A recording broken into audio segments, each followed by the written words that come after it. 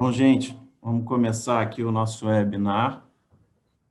A gente vai falar, a nossa ideia é falar sobre as recentes alterações que foram realizadas na legislação tributária pelo Estado de São Paulo na última sexta-feira. Eu agradeço imensamente a presença aqui do deputado estadual Reni Cooke, do Partido Novo, que atuou bastante à frente da aprovação do projeto de lei 529 na Assembleia. Eu acho que graças ao Rene, a atuação destacada lá na Assembleia, muitas das coisas que seriam aprovadas no PL 529 acabaram sendo aprovadas de uma maneira mais sofisticada e melhor, efetivamente. E o Rene, acho que aqui vai poder contribuir muito com o testemunho de como foi esse caminho de aprovação do PL 529 e o que está por vir, efetivamente, que eu acho que é a grande dúvida do pessoal, do por vir, efetivamente, né, Reni? Então, primeiro, muito obrigado pela sua participação, por engrandecer o nosso debate, Reni. Ô Pedro, um prazer estar aqui com vocês, sempre palavras gentis. A gente estava ali na luta, mas na verdade eu nem considero uma vitória, é muito mais uma grande derrota, não só para nós, mas acho que para o Estado de São Paulo. Nesse projeto nós fomos muito oposição, e a gente tem votado junto com o governo em muitas coisas, mas nesse a gente fez uma posição feroz, mas não conseguimos. Mas enfim, acho que você vai falar um pouco aí das mudanças jurídicas e depois eu vou falar, conta um pouco da história. Eu não sei como que você quer dar Eu acho, seguimento. eu acho que funciona bem. Como que eu tinha pensado nesse webinar? Eu vou falar, primeiro fazer um apanhado das principais mudanças tributárias, né? E aí, em seguida, eu abro para você poder falar, e eu acho que os nossos ouvintes, e agradecendo a todos que estão aqui conectados, poderem fazer as perguntas. As perguntas aqui, elas são feitas pelo chat do Zoom, então, quem tiver pergunta ao longo da nossa conversa, fica absolutamente à vontade para mandar, que ao final, depois que o deputado fizer a explanação deles, a gente vai abrir efetivamente para perguntas, isso no tempo de 1 hora, então a ideia é que seja um bate-papo rápido, terminando até 4h30. E aqui, antes de ingressar efetivamente nessa apresentação, eu peço desculpas para todos também pelo Bichara, infelizmente não conseguiu participar, mas por um bom motivo. Nasceu o primeiro filho do Bichara na madrugada de ontem para hoje, então ele está na maternidade com a Maíra, que é a esposa dele. Enfim, estão com o Arthur esperando para poder sair da maternidade. Então foi por um nobre motivo que ele, infelizmente, não conseguiu se juntar a nós. Vou compartilhar com vocês uma apresentaçãozinha que nós fizemos, onde a gente fala um pouco dessas alterações. A ideia, acho que nesse primeiro momento, é dar um panorama para poder servir de base para o resto da nossa conversa, né? Essas alterações que foram promovidas e publicadas no DO da última sexta-feira são muito recentes, né? Eu acho que os debates sobre elas vão começar efetivamente agora, e nós quisemos iniciar esse debate por aqui para, enfim, o que a gente conseguir eventualmente trazer de melhorias até que elas entrem efetivamente em vigor, que a gente vai ver só a partir do ano que vem, grande parte dessas mudanças, para que a gente possa eventualmente endereçar parte de eventuais problemas que sejam identificados. O projeto 529, que é o projeto de lei que foi aprovado e que gerou a Lei 17.293 de 2020, ele tinha uma abrangência até muito maior do que só aspectos tributários. Aqui a gente delimitou o tema aspectos tributários, porque, enfim, acho que quem conhece o projeto e quem analisou já a lei vai ver que ele é muito abrangente. De fato, tem uma reforma administrativa muito importante no Estado de São Paulo, que é outra matéria, que é muito importante, mas a gente vai focar efetivamente nos aspectos tributários. Em seguida à publicação da lei, no mesmo Diário Oficial, foram publicados também os decretos 62252 até 62255, e eles tratam efetivamente de questões tributárias, muito basicamente sobre aumento, diminuição de alíquotas e concessão de benefícios fiscais ou de benefícios ou extinção desses benefícios. Então, eles são importantes para o nosso debate efetivamente, né? Os pilares que foram construídos por essa lei do ponto de vista tributário que a gente vai tratar aqui são 3. O primeiro trata sobre os benefícios fiscais, as concessões, as extinções, etc., e os aumentos de alíquota, e que estão também nesse decreto, como eu disse. O segundo pilar trata, que a gente vai falar aqui um pouquinho, sobre o complemento de ICMS-ST, que é algo que já tinha previsão em alguns outros estados, mas em São Paulo ainda não tinha. E, por último, a possibilidade de transação tributária de débitos inscritos em dívida ativa. Minha ideia é passar rapidamente sobre cada um desses pontos nos slides que vão se seguir. O primeiro pilar sobre os benefícios fiscais, né?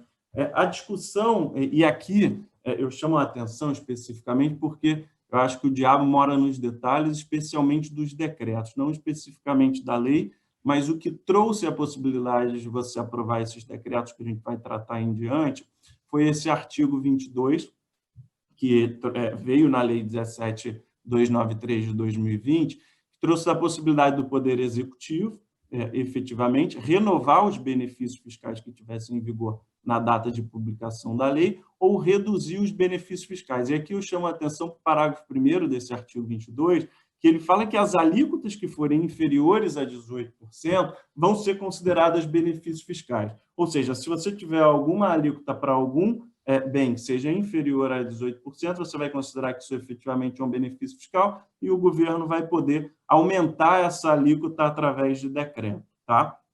Então, esse é o pano de fundo que veio na lei para os posteriores decretos 65252 até o decreto 65255. O que esses decretos dizem de forma bem genérica? Eu não vou tratar aqui, naturalmente, de todos os benefícios fiscais que foram extintos ou alterados, porque, enfim, eles são na casa das centenas ou talvez milhares de benefícios fiscais que foram alterados. Praticamente todos os benefícios fiscais do Estado de São Paulo tiveram algum tipo de alteração. Então, naturalmente, que eu não vou tratar de todos eles. Eu vou falar de uma forma mais genérica para que a gente entenda efetivamente o problema, né? Então, vamos lá. O primeiro decreto, que foi publicado novamente no mesmo dia em que foi publicada a lei, é o decreto 65252, e ele trouxe a possibilidade de renovação de todos dos benefícios que são elencados nesse decreto até dezembro de 2020. Porque, como vocês sabem, muitos dos benefícios fiscais, por conta de uma norma anterior do Estado de São Paulo, eles iam vencer agora em outubro de 2020, o governo foi e postergou o vencimento desses benefícios para dezembro de 2020. Poderia ser uma coisa boa, efetivamente, né?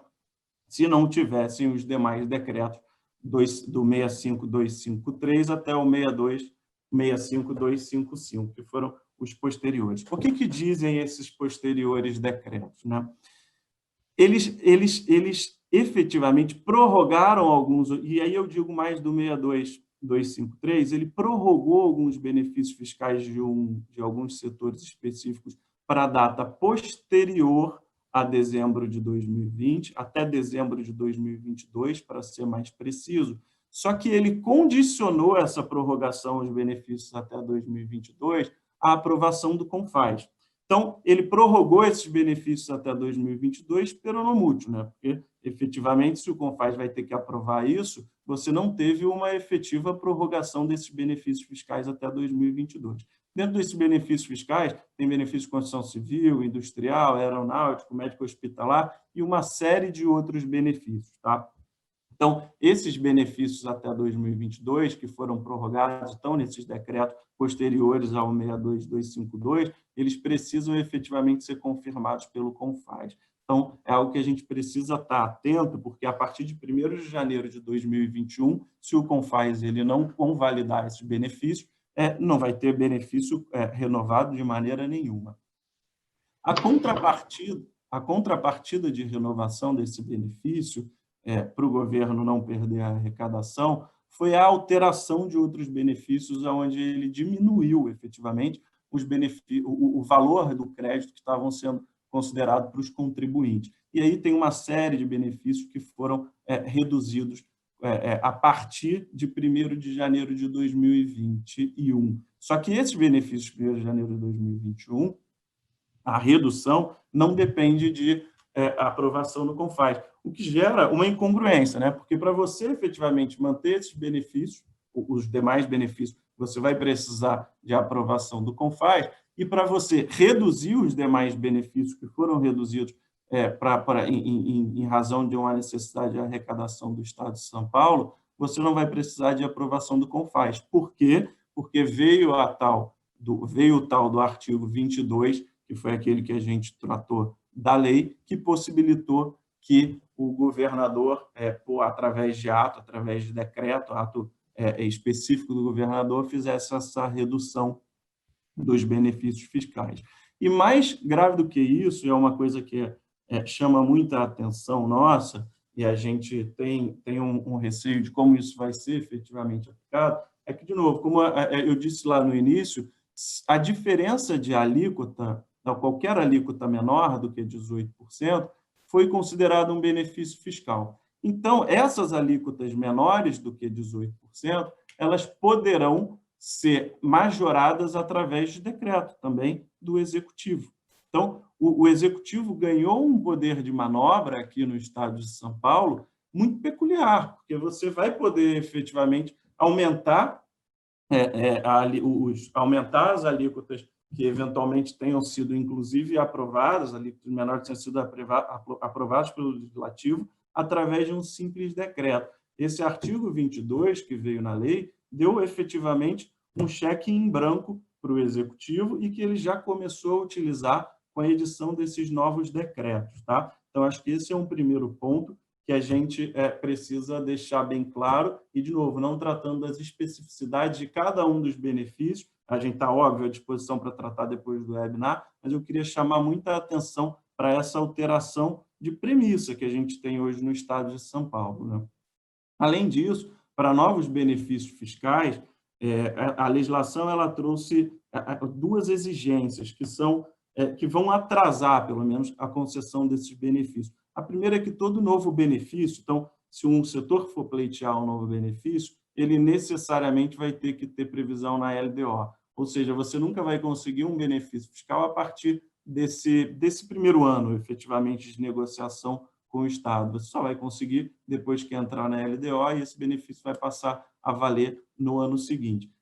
Para um cenário de equilíbrio fiscal, pode fazer algum sentido, mas considerando que todos os benefícios foram revogados, como a gente está vendo, ou a grande maioria deles foram revogados, isso pode efetivamente atrapalhar até que vocês tenham a aprovação de novos benefícios fiscais no Estado de São Paulo. Então, é algo que nos chamou bastante atenção. E todos os benefícios concedidos, eu acho que isso é uma parte até interessante, porque chama o Poder Legislativo para o jogo, chama o Poder Legislativo para a dança, todos os benefícios eles podem ser confirmados ou não pela Assembleia. A Assembleia tem prazo de até 15 dias para confirmar esses novos benefícios, sendo que se ela ficar silente nesses 15 dias, você tem uma confirmação tácita desses benefícios. Então, isso é um grande cenário do que foi alterado pelos decretos e o que está por vir efetivamente a partir de janeiro de 2021 com relação a benefícios fiscais.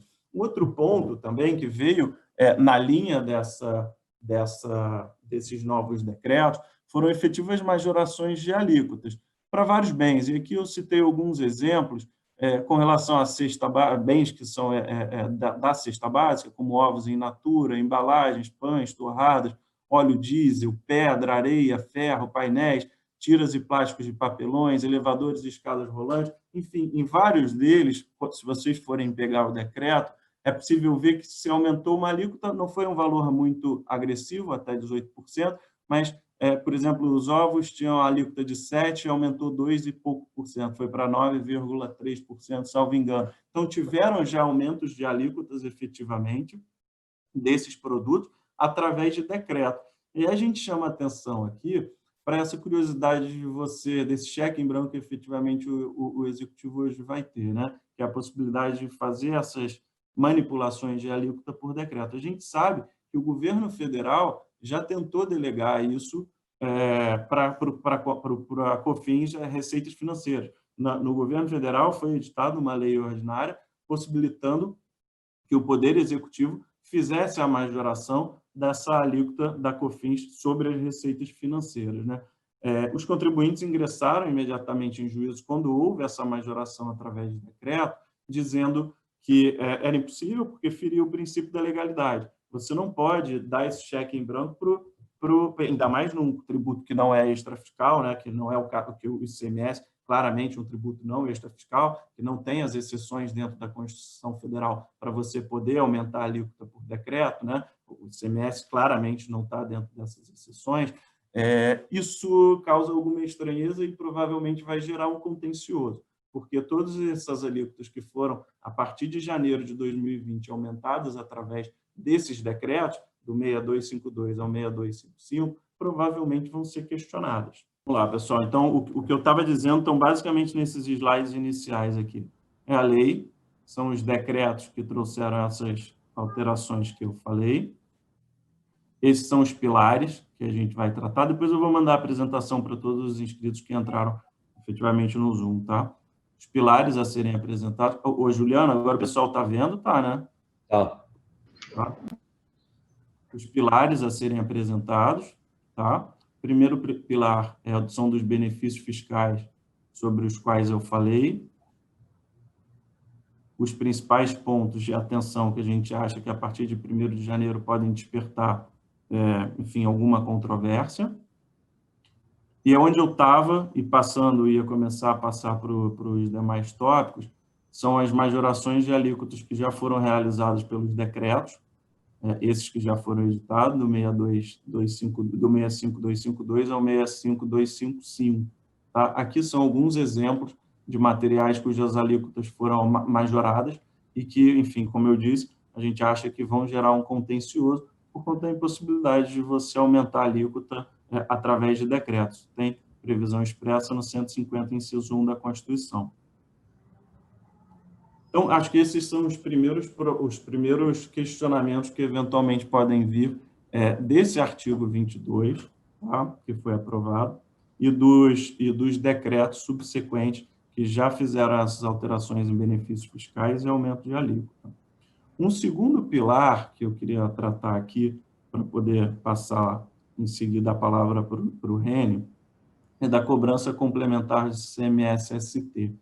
A discussão aqui e isso vem na linha daquele julgamento do STF, de que nos casos em que você tem um ICMS substituição tributária, tá? Em que a margem, em que o valor que você vende o seu produto para o consumidor final, num montante inferior ao da margem de valor agregado, da UMVA, você teria o direito a ter essa repetição desse valor. E senão, você efetivamente fere o princípio do não confisco da Constituição Federal. Muito bem, o STF fixou essa premissa. Diante dessa premissa, os estados começaram a legislar o contrário. Os estados começaram a dizer o seguinte: olha, se eu tenho uma MVA de 10 e você vende por 8, você tem direito a repetir o ICMS sobre esses dois. Se eu tiver uma MVA de 10 e você vender por 12, eu vou ter direito a pedir o complemento sobre esses dois do ICMS que não foi pago pelo substituto tributário. Então, você, substituído, que fez essa sua venda num valor maior do que o que está previsto no MVA, você vai ter que me pagar esse ICMS complementar. Tá? O Estado de São Paulo ainda não tinha legislado sobre isso, você tinha só uma portaria, que é a Portaria CAT 42 de 2008, tratando do tema, mas você não tinha uma lei sobre esse tema especificamente. Tá? E o fato de não ter uma lei, eu acho que deu ensejo até o momento que o Estado não iniciasse, o Estado de São Paulo especificamente, não iniciasse uma cobrança ativa desse ICMS-ST. E a gente, agora, com a edição dessa lei, né, e a previsão expressa, a gente não tem dúvidas de que, no momento em que você está precisando, o Estado está precisando de um reequilíbrio fiscal, que ele vai olhar com lupa essas situações. A gente acha que é possível você questionar e, eventualmente, iniciar um litígio contra isso, basicamente pelos seguintes motivos. Você já tem a previsão na lei, mas você ainda não tem uma nova regulamentação para tratar sobre isso. Então, em tese, o Estado não poderia, já com base exclusivamente na portaria CAT 42 de 2018, iniciar esse pedido de complementação, essa exigência de pagamento. Em segundo lugar, isso vai, sem dúvida nenhuma, gerar uma majoração de carga. E, por gerar uma majoração de carga, precisa seguir o princípio da anterioridade e se for para ser cobrado, deveria ser só a partir de 2021. E um terceiro argumento é que, para você poder fazer essa cobrança complementar desse CMS, ele precisa ter essa autorização através de uma lei complementar nacional, no caso do CMS, Lei Complementar 87, que é o que prevê e que te dá fundamento para o Estado fazer essa cobrança. Hoje não tem essa alteração na Lei Complementar 87. Então, o que a gente quis destacar aqui é provável que o Estado inicie essas cobranças ativas, há argumentos para você questionar essa cobrança ativa desse complemento do CMS de mais valor agregado do substituído. A própria legislação, ela diz que vai ter uma possibilidade de regime especial para as empresas que são do setor varejista, especificamente. Para quem está no varejo, você vai ter um regime especial que está pendente, enfim, ainda vai ser regulamentado a forma como esse regime vai ser aplicado. Provavelmente vai ter uma compensação do que essas empresas teriam a restituir com aquilo que elas deveriam pagar. Esse é o segundo pilar. E, por último, o terceiro pilar que foi trazido nessa legislação, e aí eu acho que num momento absolutamente oportuno, porque vai muito em linha com alterações que foram promovidas pelo governo federal para tentar ajudar o contribuinte nesse momento de pandemia, foi a previsão específica de transação tributária no Estado de São Paulo. Transação tributária de débitos inscritos em dívida ativa. Isso era uma previsão que ainda não existia no Estado de São Paulo, no CTN, desde 1968, você tem efetivamente essa possibilidade de transação, mas tanto o governo federal nunca tinha feito nada nesse sentido e os estados também não tinham caminhado ainda nesse sentido. Então, acho que é muito legal essa iniciativa do Estado de prever agora, diante desse momento de pandemia, essa transação. A transação ela vai propiciar a redução de débito em até 30% do valor do débito. Você vai negociar com a PGE, efetivamente, essa transação. Não vai poder mexer no valor do principal, só em multa e juros, de forma que chegue até esses 30%. Isso tudo em linha com quase todos os projetos de transação tributária que existem, mas você não pode transacionar efetivamente principal. Essa transação, isso também é bem interessante, também na linha da que foi aprovada no governo federal, ela vai poder ser por adesão, ou seja, o PGL vai falar hipóteses específicas em que você vai poder aderir a essa transação, como se fosse um refis para temas específicos, ou por proposta individual, que depende da iniciativa do contribuinte indo efetivamente negociar com a PGE os termos dessa transação. São obrigações do transacionário, né, não alienar ou onerar os seus bens, renunciar aos direitos que infundem a ação, que são normas, acho que já bem conhecidas de todo mundo que trabalha, todos os operadores, efetivamente, do direito tributário, que trabalham com transação, com refis, é muito parecido com o que você já tinha em outras normas. Não no Estado de São Paulo, que você ainda não tinha a transação, como eu disse, né? Ele envolve débitos, só débitos inscritos em dívida ativa, e você não pode transacionar o ICMS referente ao Fundo de Combate à Pobreza. Uma última alteração para a qual eu queria chamar a atenção aqui, voltando aqui, essa transação ela depende ainda de regulamentação pela Procuradoria. Então, como saiu isso na sexta-feira, é provável que a Procuradoria venha a regulamentar isso muito em breve, para que os contribuintes efetivamente possam já usar a transação. O que a gente tem recomendado para os nossos clientes já vamos ficar de olho nos débitos inscritos em dívida ativa aqui no Estado de São Paulo, aonde eventualmente dê para transacionar e se tem uma dúvida objetiva com relação ao direito, né, você não sabe se vai perder 100% ou se o Estado vai ganhar, para a gente já mapear isso, porque quando sair é algo interessante para ficar de olho. E, por último, foi alterado também pela lei o contencioso administrativo, dizendo que a Procuradoria ela vai ser dispensada de contestar as matérias quando a matéria tiver jurisprudência consolidada, acórdão transitado julgado pelo STJ, demanda repetitiva e súmula vinculante. Acho que isso é efetivamente para que o Estado dê mais eficiência à Procuradoria e fique em linha com o que já está previsto no Código de Processo Civil, né? Então, acho que isso também é de festejar, acho que é uma coisa muito legal para dar eficiência e o Estado ficar cada vez mais eficiente. Então, essas são o contexto geral de alterações do âmbito tributário que eu queria trazer aqui. só para dar um panorama para quem ainda eventualmente não conhecia o que veio do projeto de lei 529, e queria abrir agora a palavra para o Reni, que é, enfim, quem vai nos falar as coisas mais interessantes, efetivamente, e dos bastidores de como tudo isso foi aprovado. Reni, a palavra é sua e, mais uma vez, muito obrigado. Pedro, obrigado pelo convite de novo e ótima apresentação aí. Eu não posso, não consigo e não é minha área falar sobre a questão, as questões técnicas tributárias. Acho que eu aprendi um pouquinho mais sobre o lado tributário com esse projeto nas nossas discussões e negociações, mas você já fez esse trabalho muito bem feito aí. Eu queria começar dividindo com vocês um pouco do contexto, né? Por que essa lei agora?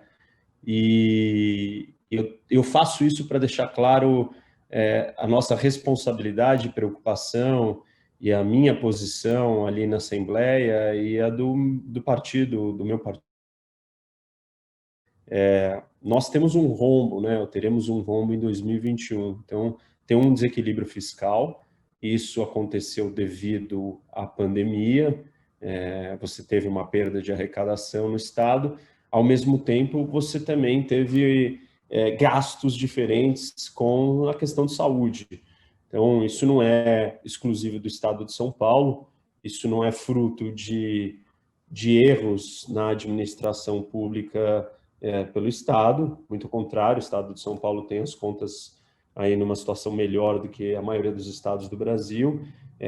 Essa situação afetou todo mundo, então afetou outros estados, afetou o país inteiro como um todo, a gente está vendo essa discussão se desenrolar e afetou outros países, então é uma realidade, e eu faço essa ressalva para dizer que nós compreendemos a preocupação disso. O nosso posicionamento ali dentro da Assembleia em relação a esse projeto nunca foi de ignorar o problema fiscal que nós tínhamos, porque na política brasileira nós sabemos que a questão fiscal é sempre deixada de lado e durante muito tempo nós sofremos com isso até que a gente tivesse uma lei de responsabilidade fiscal. E mesmo assim, as discussões no Brasil ainda giram em torno disso. Vamos estourar o teto, o gasto, vamos gastar mais do que não pode. Então, a questão fiscal ela não é simplesmente um problema ou uma peculiaridade filosófica, uma consideração econômica, mas ela mexe diretamente com a vida das pessoas, e todos que estão aqui, que empreendem ou que têm seus negócios, sabem muito bem o que isso significa para o país e os efeitos nocivos que tem. Tendo dito isso, nós estamos lidando com um problema. E aí você tem dois jeitos de resolver esse problema. Ou você vai aumentar a arrecadação, ou você vai cortar na pele, vai cortar na carne os gastos que o governo tem. E nas reuniões que nós tivemos ali com o governo, foram nos apresentadas 4 saídas ou 4 caminhos para lidar com a situação. 3 deles vieram colocados já dentro do PL 529, que é esse que nós estamos falando aqui, hoje a lei, né? E o primeiro ponto eram os cortes. E aí, o que foi proposto? Extinção de uma série de autarquias e fundações e diminuição de estruturas do Estado que não funcionavam. E nesse ponto nós estamos totalmente alinhados, nós do Novo, né? Eu também, votamos a favor da desestatização de um monte de coisas aqui no Estado de São Paulo, ajudamos. Eu fui o relator da reforma da Previdência aqui no Estado. Então, o tempo inteiro estamos no Novo trabalhando para enxugar a máquina e ter um Estado mais eficiente. Quem conhece um pouco do nosso discurso sabe como esse foco é central para nós. E aí a gente estava total de acordo com isso. Mas aí vem o segundo ponto que o governo nos apresentou, que foi o remanejamento dos superávites primários, do caixa, de algumas instituições de ensino e educação, e veio toda a discussão da FAPESP e toda a mobilização que quem acompanhou viu o problema que isso poderia causar, e ali nós não éramos a favor, né, você tirar o dinheiro de pesquisa de algumas dessas instituições de excelência de ensino, nós éramos contra. Então, esse era o segundo ponto que o governo estava propondo. E o terceiro ponto era a questão tributária. E aí, basicamente, nós tínhamos discussões sobre 3 impostos, que era o ITCMD, o IPVA e o ICMS. O ITCMD foi curioso que durante a pandemia, inclusive até a gente conversou sobre isso, né, Pedro? Durante a pandemia, um projeto de lei para aumento da alíquota do ITCMD foi protocolado por 2 deputados do PT, e isso se tornou uma fake news, começou a correr nos grupos de WhatsApp que o Dória queria aproveitar a morte das pessoas para aumentar o ITCMD e tal, e esse projeto começou a tramitar na casa e parou na CCJ. Eu sou um membro da CCJ, eu consegui articular para ser o relator do projeto, obviamente contrário ao projeto, aumento de imposto, é uma das bandeiras centrais do Novo, né, não permitir que isso acontecesse, e sentei em cima do projeto e fiquei segurando ali para ele não tramitar, tentando adiar. E, de repente, veio o projeto do governo, esse 529, e tinha ITCMD nele. Ele não mexia na alíquota, mas ele mexia em uma série de outras coisas, como previdência privada e base de cálculo, que, no fundo, ia afetar bastante gente, mas era uma parte menor do que o governo imaginava ter de arrecadação. Falavam ali por volta de 500 a 600 milhões com ITCMD. O segundo ponto aí na questão tributária era o IPVA. IPVA era alterar algumas coisas, como a questão da compra de de automóveis para pessoas com deficiência, mudar incentivos para carros elétricos, esse tipo de coisa. Era uma parcela menor. E a questão das locadoras também de carros, que acho que tem um impacto maior. Eu já ouvi alguns relatos de pessoas que têm pequenas locadoras aqui. Você aumentando o IPVA vai forçar, vai ficar impossível você emplacar o carro aqui. As grandes vão sair melhor, porque elas têm filiais em vários estados, então ela emplaca em Minas e traz o carro para cá e usa aqui e ali, mas o pequeno vai ser muito afetado. Então, nesse sentido, era o que o IPVA propunha. E aí o ICMS. Antes de eu entrar propriamente no ICMS, que tem alguns detalhes mais importantes e complementares ao que o Pedro falou, eu quero dizer para vocês qual é a terceira proposta do governo. Então, o governo falou assim, nós temos um rombo de 10 bilhões, ou um pouco mais de 10 bilhões para 2021, e nós temos 4 alternativas. 1, diminuir algumas autarquias e fundações. 2, remanejar o caixa do Estado, e aí a situação da FAPESP, do superávit primário. 3, mexer com os impostos. Quais impostos? ITCMD, IPVA e ICMS. E a quarta proposta, que na minha visão era a mais importante de todas, ela não veio, que era a verdadeira reforma administrativa. E o governo fez um esforço muito grande em cunhar o termo reforma administrativa para esse projeto.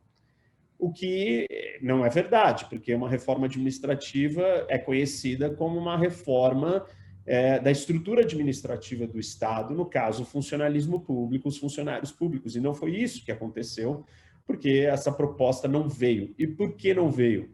O governo alegou para a gente que não seria possível votar isso antes das eleições municipais. E tudo bem, ótimo, é uma questão política, então. Mas se é uma questão política, aí nós estamos falando de fazer escolhas políticas. De um lado vamos aumentar os impostos, né, para cobrir esse déficit, esse desequilíbrio, versus cortar na pele. Por que não corta na pele? Porque não tem apoio. Mas espera aí, quem que vai sofrer mais? Os 45 milhões de pessoas do lado de cá que vão pagar o imposto, ou o 1 milhão e pouco de funcionários públicos que nós temos que não vão entrar numa reforma administrativa absolutamente necessária, porque tem assuntos ali que são imorais, quinquênios, progressões automáticas, bônus, remunerações extras, férias em tempos totalmente fora do contexto do que é a vida na iniciativa privada e assim por diante. Então, para nós, o que era mais importante era fazer a reforma administrativa e não aumentar os impostos. Por isso que nós colocamos totalmente contra, fizemos um trabalho ali bem organizado e duro para tentar impedir que o governo aprovasse. O governo falhou por várias vezes, foram dias e dias de votação, as nossas tentativas de obstrução, todos os deputados discursarem, todo mundo trazer questões de ordem dentro do plenário para ir atrasando o tempo, e conforme ia ficando mais tarde, os deputados que estavam a favor iam se cansando e indo embora do plenário, aí o governo perdia os votos. Então, um monte de coisas foram feitas, até constranger, né? A gente ajudou ali deputados que têm uma abordagem mais dura ou estridente, a apontar e chamar pelo nome cada um dos outros que ia votar a favor. O Arthur Duval fez isso também ajudou a constranger alguns deles, mudaram o voto na última hora. Então, o governo foi tendo um monte de derrotas, assim, várias coisas foram acontecendo, mas chegou no momento ali, final, a Janaína Pascoal, que estava votando contra, acabou mudando de ideia, o governo conseguiu convencer ela, faltava um voto, e ela entrou numa negociação onde se salvaria 4 instituições, que era a FURP, o ONOCentro, IMESP e ITESP. Então, a Janaína negociou com o governo que, se eles tirassem essas 4 de serem extintas e retirassem a parte do ITCMD, ela votaria a favor, e que foi o que aconteceu, e aí ela acabou votando e o governo conseguiu. Claro que tem muitas coisas erradas nesse momento em fazer isso, vou deixar isso mais para o final, eu vou conectar essa ideia com o que eu vou falar agora sobre a parte do ICMS, complementando o que o Pedro já apresentou aqui. Indo para o ICMS, eu quero esclarecer um pouco para vocês a jogada política, e a política ela é feita de narrativas, né? E de construção de vocabulário, de frases. Afinal de contas, política é sobre embate de visões de mundo. E como que você comunica a sua visão de mundo? Através de fala, através de texto, através de escolha de maneiras de construir aquela situação, aquela história. Então, o governo tinha um problema. Como é que ele iria dizer que ele ia mexer nas alíquotas de tudo e isso não seria chamado pelo que é aumento de imposto? Então, o governo achou uma saída maravilhosa, que foi definir tudo como benefício fiscal. E aí, sendo bastante genuíno ou sincero aqui na análise, né? Não estou puxando só para um lado. Existem benefícios fiscais que foram jogados nessa história, que estavam nesse bolo todo? Existem. Mas tudo que estava com uma alíquota abaixo de 18%, como o artigo 22 que o Pedro citou coloca explicitamente ali, que tudo que está abaixo de 18% será definido ou entendido como benefício fiscal, não é verdade. Porque nem tudo que está abaixo de 18% estava abaixo de 18% porque era um benefício fiscal. O ovo, que é um exemplo que eu citei no meu discurso ali no plenário, o ovo tem uma alíquota de 7%, cigarro de 30%. E essas alíquotas são diferentes não porque alguém deu um benefício fiscal especial para o setor do ovo, porque há 30 anos ou mais no estado de São Paulo a gente pratica alíquotas diferentes para produtos diferentes, pela sua necessidade. O ovo é um alimento básico e o cigarro é algo de consumo supérfluo, que tem uma externalidade ainda negativa na saúde. Então, existe uma lógica para nós termos alíquotas diferentes. Isso significa que chamar tudo de benefício fiscal é uma distorção bruta e ela tem um único intuito: conseguir achar um jeito de eu chamar esse projeto de alguma coisa sem ser taxado de um projeto de aumento de impostos. E o governo foi bem sucedido, porque a imprensa, a mídia, ninguém contestou essa narrativa, apesar das nossas inúmeras tentativas de emplacar o que realmente estava acontecendo. E não era uma tentativa de distorcer ou de minimizar a existência dos impactos, dos benefícios fiscais, mas deixar claro que existiam alíquotas ali que não eram benefícios fiscais, o exemplo que eu dei aqui para vocês do ovo. Isso significa que, quando o governo define isso, e ele foi bem sucedido, o governo escolheu aumentar imposto no meio da pandemia. Levando em consideração e sabendo o tamanho do Estado perdulário ineficiente e as questões imorais que eu citei para vocês há pouco sobre o funcionalismo público, que consome grande parte da receita do Estado, não faz sentido nós aumentarmos o imposto. Ou seja, é sempre mais fácil jogar a conta na maioria silenciosa.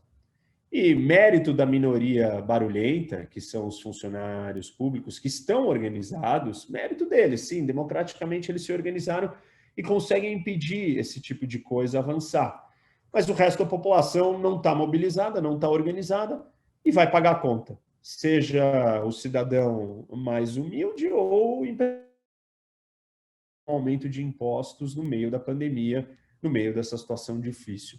Então, no nosso entendimento, politicamente isso foi muito errado. O governo conseguiu os votos, né? O legislativo estadual tem uma submissão muito grande ao executivo, ele é pouco independente, tem um monte de aberrações ali que certamente serão contestadas juridicamente, como o Pedro colocou, inclusive algumas muito graves, como esse cheque em branco da Assembleia, e você rasga a divisão de poderes, você rasga os freios e contrapesos, os checks and balances do Estado. E é curioso, porque o Legislativo Estadual, as competências do Legislativo Estadual já são mínimas. Eu tenho dificuldade ali de trabalhar, porque tem pouca coisa que eu realmente tenho poder efetivo de legislar.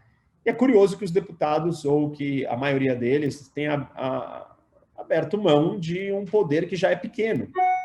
E esse é um dos grandes problemas dos legislativos estaduais, somado à força que o executivo tem. Então, no final, nós ficamos com uma situação muito ruim.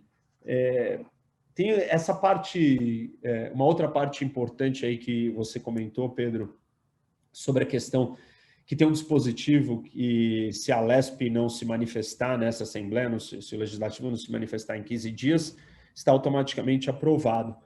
É curioso que a linguagem escolhida para esse artigo foi se manifestar. E ninguém que eu conheço ali dentro sabe o que significa se manifestar. Nós não temos as prerrogativas para uma manifestação. Nós temos uma votação. A linguagem deveria ser: se a Assembleia não aprovar, está automaticamente em 15 dias.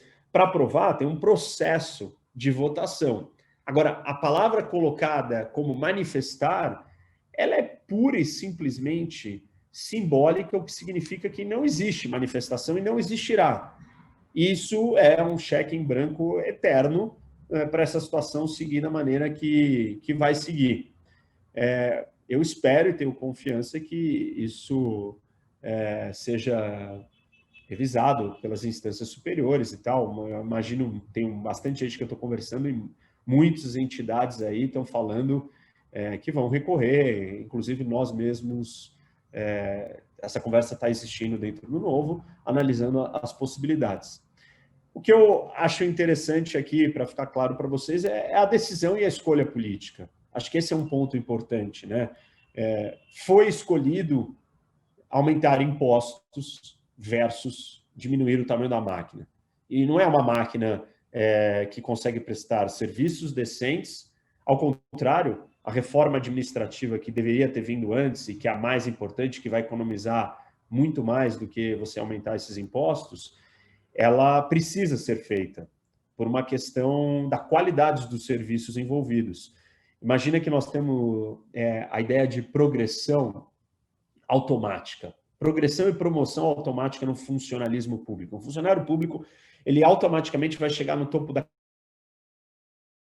O que você faz em termos de incentivo para o bom funcionário público? Bom, se eu não fizer nada, eu vou ser promovido? Vou. Mas o que adianta então me matar de trabalhar aqui? Não adianta, porque o outro que está do meu lado e não faz absolutamente nada é promovido igual a mim. Então, a questão da reforma administrativa, e eu estou enfatizando isso porque isso é muito importante para o Brasil, ela não é só sobre nós cortarmos extravagâncias e privilégios e absurdos e imoralidades. Ela é sobre começarmos a ter um serviço de qualidade. Então, trocar aumento de imposto por fazer uma reforma administrativa foi uma escolha muito ruim. E eu entendo, tá bom, é uma escolha política, mas nós também estamos aqui tentando fazer política do outro lado, e parte do nosso papel, nós só vamos ter êxito e ser bem-sucedido se o resto da população entender o que está acontecendo. E o que aconteceu foi o seguinte: mais ou menos 1 milhão de pessoas venceram e não tiveram as suas contas e as suas imoralidades finalizadas para que 45 milhões de pessoas pagassem essa conta. São esses tipos de desproporcionalidade e desequilíbrio que existe no Estado brasileiro. E, para mim, esse é um dos maiores problemas que nós temos, e vai ser difícil de vencer enquanto os 45 milhões não tiverem consciência do que está acontecendo e do que está em jogo. Então, aqui é um desabafo e uma chamada para a consciência de todos, porque cabe a todos nós estarmos ativos, engajados e conectados com essa escolha que foi feita. E essa foi uma escolha política totalmente injusta e desequilibrada para a nossa realidade do Brasil, como a maioria das escolhas são feitas, mas ela só vai mudar a hora que os 45 milhões estiverem aqui gritando e fazendo tanto barulho, ou um pouco mais de barulho, no mesmo nível que esse 1 milhão faz de barulho. E se ninguém entender isso, não tem como nós, que fazemos parte aqui dos 45 milhões, reivindicarmos a justiça e um equilíbrio para onde que vai o nosso dinheiro. Eu acho que é basicamente isso, Pedro, e vamos abrir, não sei se tem tempo para alguma pergunta ou se tem alguma outra coisa que você quer ouvir ou saber mais no detalhe, eu estou à disposição. Muito, muito obrigado. A gente tem 8 minutinhos aqui. Eu acho que foi muito legal, e eu acho que eu sabia que, te conhecendo, claro, eu sabia que você ia lançar luzes efetivamente para o que está acontecendo na vida real, né? Eu acho que tem muito pouca gente divulgando o que aconteceu na sexta-feira, mas eu tinha certeza que você faria isso. Eu acho que por isso que foi tão importante. Agradeço mais uma vez por ter falado conosco e com o pessoal que está nos assistindo. Porque é isso, foi um aumento de tributo, efetivamente, o que aconteceu. Seja um aumento de tributo com elevação de alíquota por decreto, que é uma coisa meio diferente, para deixar em termos soft, mas é uma coisa diferente, e as outras coisas foram as restrições de benefícios fiscais.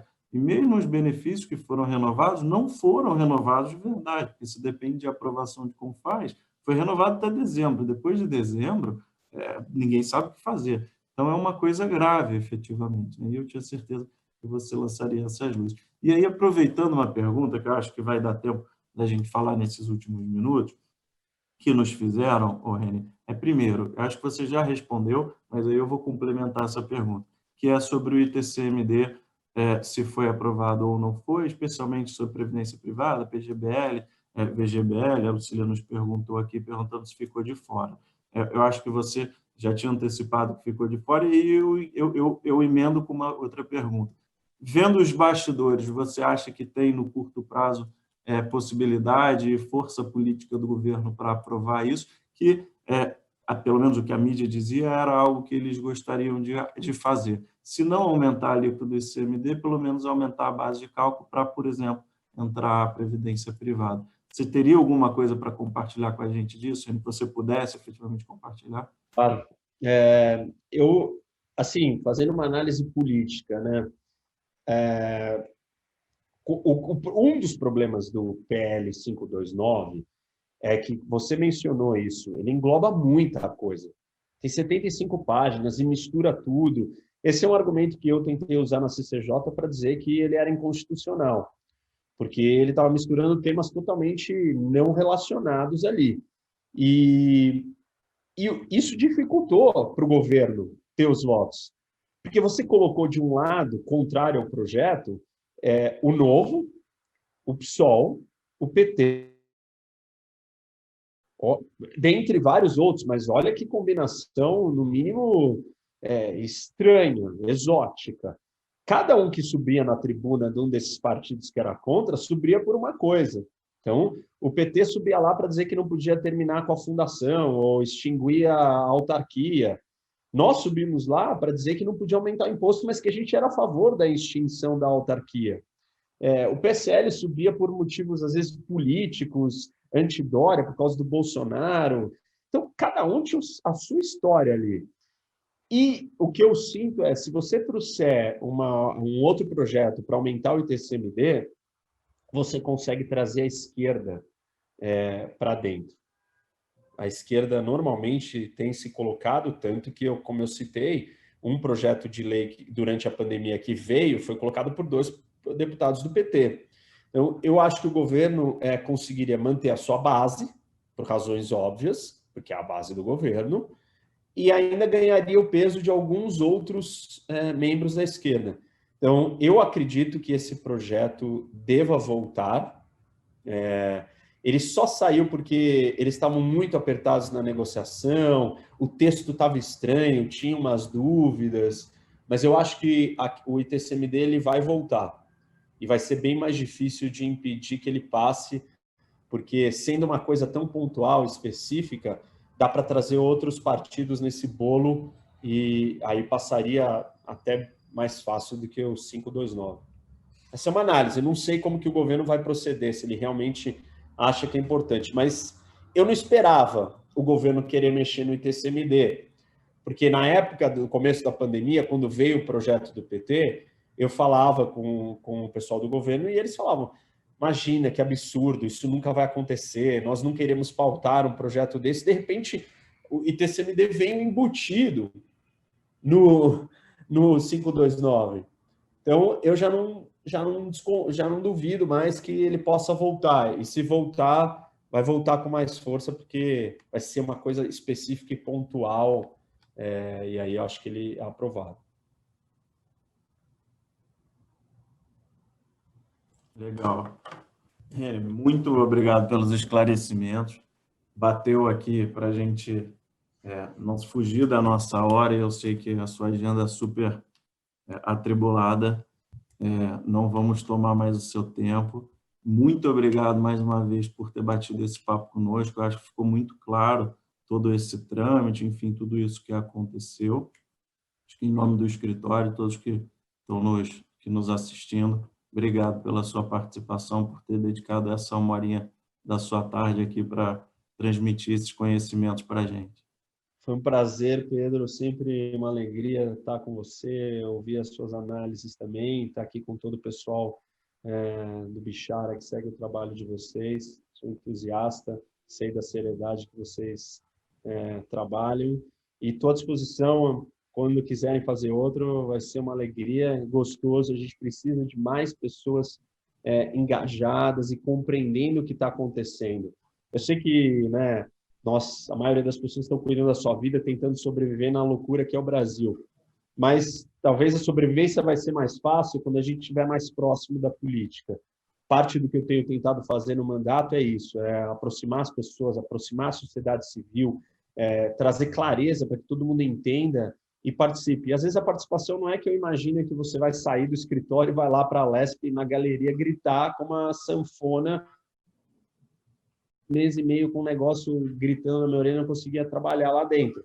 Mas existem muitas outras maneiras da gente estar engajado e estar mobilizado e fazer pressão para que esse tipo de distorção que nós assistimos não aconteça, porque é isso que trava o Brasil. Então, quero agradecer a oportunidade e todos aqui que aguentaram, escutaram até o final, atentos, e dizer que eu também estou à disposição. Quem não me conhece ou não conhece meu trabalho pode me seguir aí nas mídias. Tem um canal no YouTube, chama Professor Roque, HOC, Instagram, Twitter. Eu conto um pouco do dia a dia do trabalho e tento trazer um pouco dessa clareza da política. Então, prazer estar aqui com vocês. Obrigado, Pedro. Obrigado a todos aí que estiveram ouvindo e nos acompanhando. Obrigado, gente. Até mais. Até a próxima, Reni.